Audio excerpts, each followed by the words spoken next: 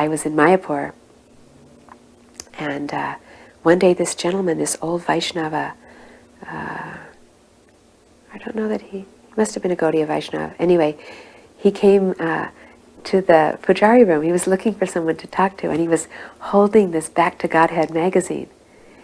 And he said, is anyone here who is disciple of Bhaktivedanta Swami Maharaj? And a few of us said, well, we are. He said, oh, I have to tell something really special. And he was very excited. He said, I had been the Pujari at Advaita Acharya's house in Shantipur.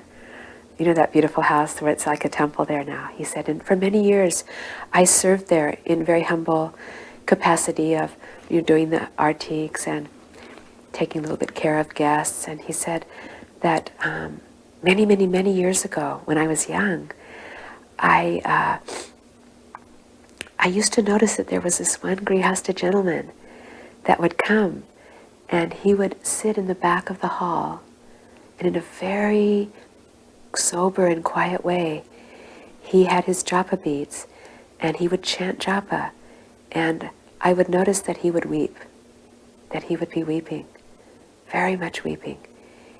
He says, so because of that, I didn't want to disturb him, but I would notice him, and whenever he would come, I would be so happy to see him. My heart would fill with joy. He said, and I would always try and give him some Mahaprasadam or some little thing, but I never asked who he was or anything like that. He said he always moved with great determination. And he was came in a very determined way, and he left in a very determined way. Sometimes he would stay almost all afternoon and just chant. And he said, and then after some time, I noticed that he didn't come anymore. He said, I looked for him, but he didn't come.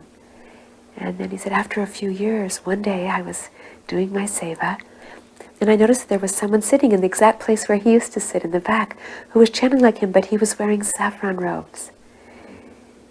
And he said, I looked quite closely, and I recognized that it was my old friend, the man that I had always watched. And he was chanting in that same way, but even more deeply, and weeping, so much bitterly weeping. He said he was weeping so much that he himself was weeping.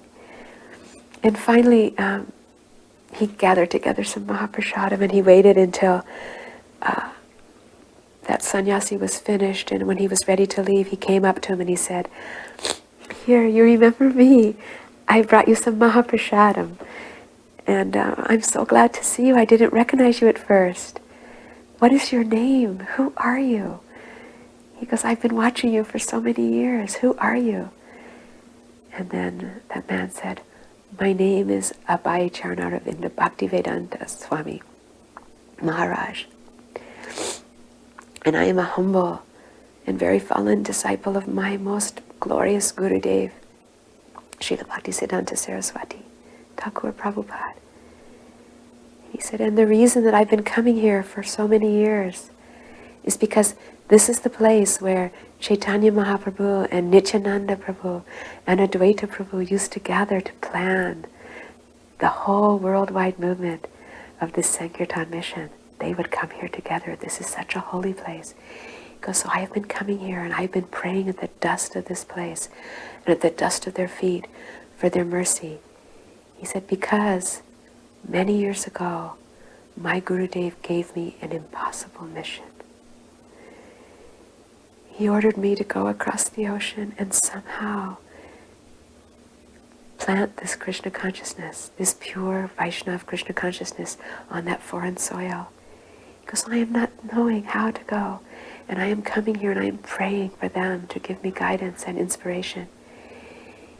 He said, and I am feeling great mercy. He said, but tomorrow I am actually leaving. I am leaving Bharatvarsha. I am going on a ship. I don't know even which direction it's traveling. I'm going. I have no place to turn. I don't know what will happen except that my Gurudev has given me this order, and the personalities of this place have given me their mercy. He said, would you also bestow upon me your mercy? And so that devotee said, he said, oh, of course you have any mercy that I have to give. He said, I pray that you will be successful.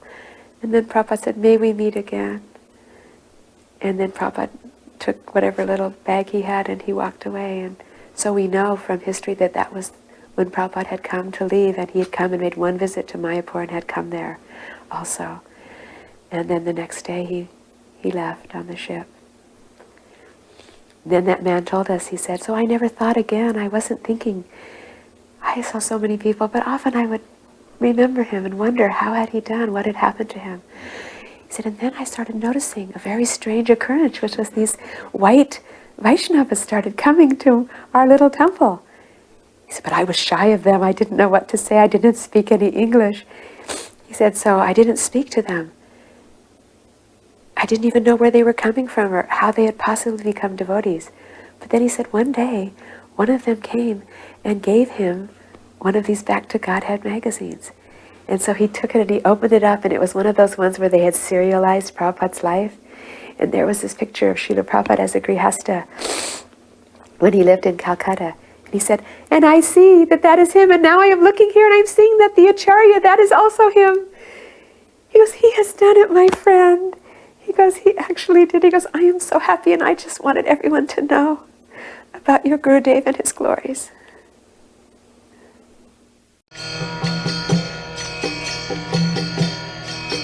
Hare Krishna, Krishna Krishna,